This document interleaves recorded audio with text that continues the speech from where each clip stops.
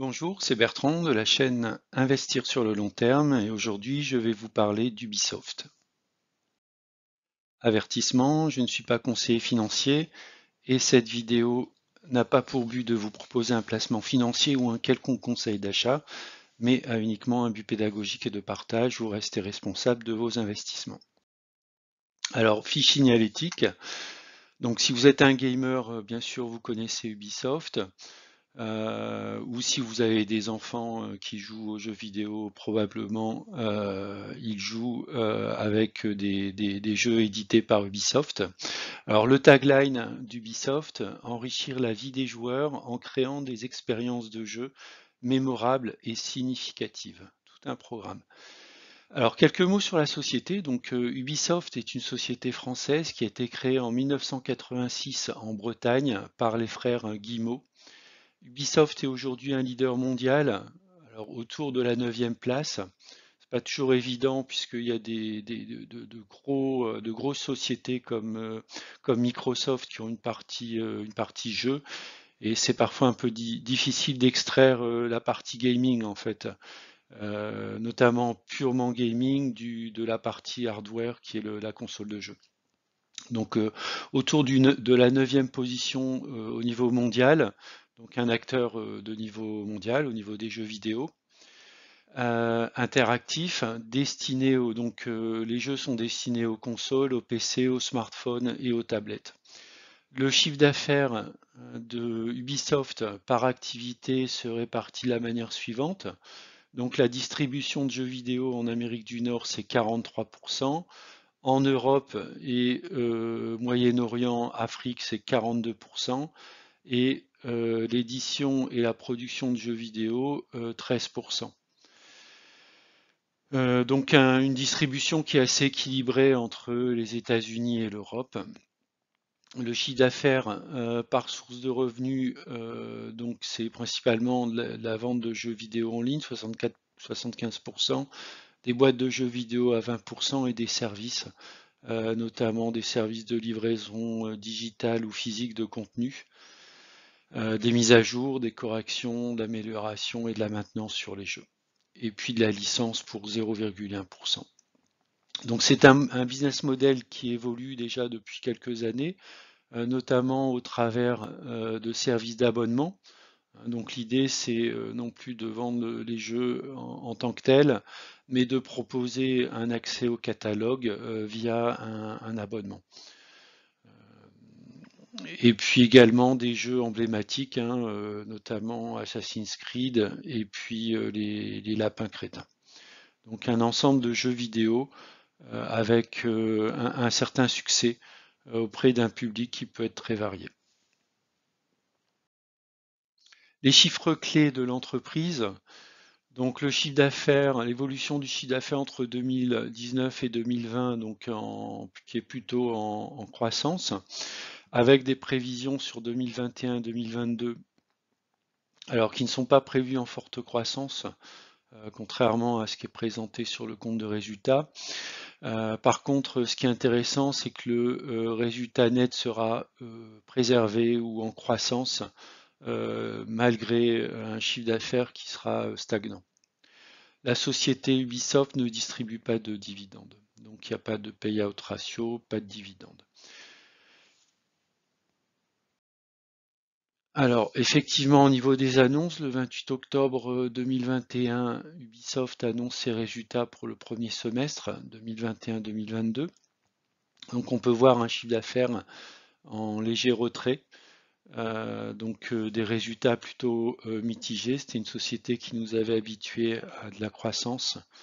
Donc, voilà, donc un chiffre d'affaires qui va être stable ou en légère décroissance. Par contre, ce qui est intéressant, c'est que en termes d'objectifs 2021-2022, l'objectif est de conserver des résultats opérationnels entre 420 millions et 500 millions d'euros qui sont confirmés. Donc, ce qui est plutôt une bonne chose. Avec en ce qui concerne les jeux de bonne performance, Assassin's Creed, qui est déjà le deuxième plus gros jeu de l'histoire d'Ubisoft en termes de profit généré, donc en moins de 12 mois, ce qui est plutôt une bonne chose. et un second jeu qui est Far Cry 6, qui est la première vente en ligne, avec celle d'Assassin's Creed Odyssey, en temps de jeu par joueur, qui est en hausse de 25%. Donc, ce qui est plutôt une très bonne chose en fait.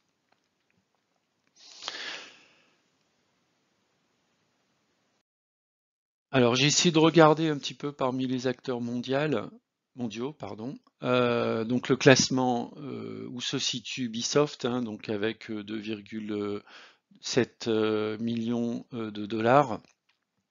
On voit qu'il est en 9e position, avec des gros acteurs comme Tencent, Sony, Nintendo, Microsoft, donc qui sont vraiment très très très très loin devant. Si on regarde des pure players qui sont comparables à Ubisoft, on va retrouver EA Gaming et puis Activision Blizzard, qui sont aussi des acteurs de l'édition du jeu vidéo. Et puis si on regarde des acteurs français un peu plus petits, on aura Nacon par exemple ou Focusum Interactive, mais qui sont beaucoup beaucoup plus petits que Ubisoft, hein. C'est à peu près 10% du chiffre d'affaires réalisé par Ubisoft.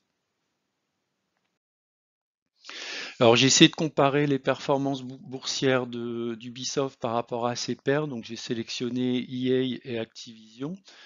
Donc on peut voir que sur une période qui démarre autour de fin 2012 jusqu'à aujourd'hui, nous avons les courbes comparées des actions respectives de Ubisoft, Activision et EA Sport. Donc ce qu'on peut voir, c'est globalement jusqu'aux années 2019, donc les trois sociétés ont connu une croissance assez forte. Et puis à peu près après un pic autour de la mi-2018, on voit qu'il y a une petite crise de croissance en fait au niveau des jeux vidéo. Alors peut-être un business model qui se transforme, l'arrivée aussi sur le marché de plus gros acteurs qui ont été un peu plus performants peut-être. Donc toujours est-il que c'est quand même un marché qui reste en croissance et en forte dynamique. Si on avait investi dans Ubisoft fin 2012, aujourd'hui on aurait réalisé une performance de 645%. Si on avait acquis des actions donc sur le marché américain de Activision et EA Sport, nous aurions respectivement une performance de 546% et 898%. Donc il semble que EA Sport s'en tire un peu mieux par rapport à Ubisoft et Activision. Alors si on fait un focus maintenant un peu plus sur l'action Ubisoft, donc j'ai un graphique ici qui est mensuel, hein, sur la période fin 2012 jusqu'à aujourd'hui. Donc ce qu'on peut voir, c'est que jusqu'à à peu près 2018-2019, donc Ubisoft était dans un canal ascendant, donc on va dire en trend following. L'action a tranquillement connu une croissance. Et puis globalement, depuis on va dire 2017 jusqu'à aujourd'hui, on a une évolution en fait dans un canal qui se situe entre 29 et 107 euros. Avec un peu plus récemment, depuis on va dire 2019 jusqu'à aujourd'hui, une évolution dans un canal descendant. Donc actuellement le cours est autour de 47 euros, qui a touché en fait le bas du canal et qui semble potentiellement retourner vers, en tout cas c'est ce que j'espère, vers un haut de canal qui se situe autour de 70 euros. Donc partant de là, c'est pas évident en fait de déterminer des bornes. Alors si je prends mon maximum, mon pic et puis mon minimum qui était à 29 euros autour de 2017. Donc j'ai essayé de déterminer en fait des zones sur lesquelles je pourrais donc acheter, conserver ou revendre l'action Ubisoft, ce qui me donne une zone d'achat comprise entre 29 et globalement 52 euros, une zone de conservation entre 52 et 68, Alors, on en reparlera un petit peu plus loin, mais j'ai une stratégie un petit peu particulière sur Ubisoft, notamment par rapport à ces zones. Et puis, sans doute une zone d'allèchement et de vente lorsqu'on va retourner sur des plus hauts, soit les plus hauts de la zone de Canal qui se situe autour de 70, ou si on reprend le chemin de la croissance, alléger et vendre dans la zone, on va dire 77, 110 euros. Alors sur mon PEA, donc sur mon PEA, je possède des actions Ubisoft, j'ai un prix de revient de 52 euros. Donc il n'y a pas de rendement sur PRU, hein, donc je ne touche pas de dividende.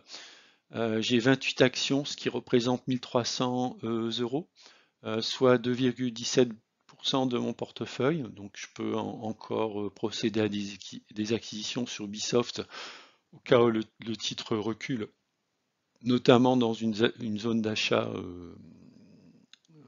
plutôt achat fort, hein, 29 à 39 euros. J'ai une moins-value latente de 159 euros. Donc bien sûr pas de dividende. Or, j'ai pas d'ordre en cours sur Ubisoft. J'attends simplement un retour autour des 55-60 euros, c'est-à-dire le haut du canal ascendant, afin pourquoi pas de m'alléger, au cas où effectivement l'action continue à baisser, mais évolue dans ce canal descendant. Je profiterai donc d'un retour sur un plus bas, comme je te disais, dans la zone 29-39 euros pour opérer à nouveau un achat sur l'action. Alors, est-ce que je vais continuer à investir sur Ubisoft à long terme? Ma réponse est oui, parce que je pense que le domaine des jeux vidéo, c'est un domaine qui va continuer à évoluer, même s'il y a sans doute une transformation, notamment au niveau du business model, qui peut, sur un court terme, avec la notion d'abonnement, peut-être générer ou ralentir un chiffre d'affaires sur le très court terme, mais sur le long terme, à partir du moment où la société est capable d'éditer des jeux qui intéressent de nombreux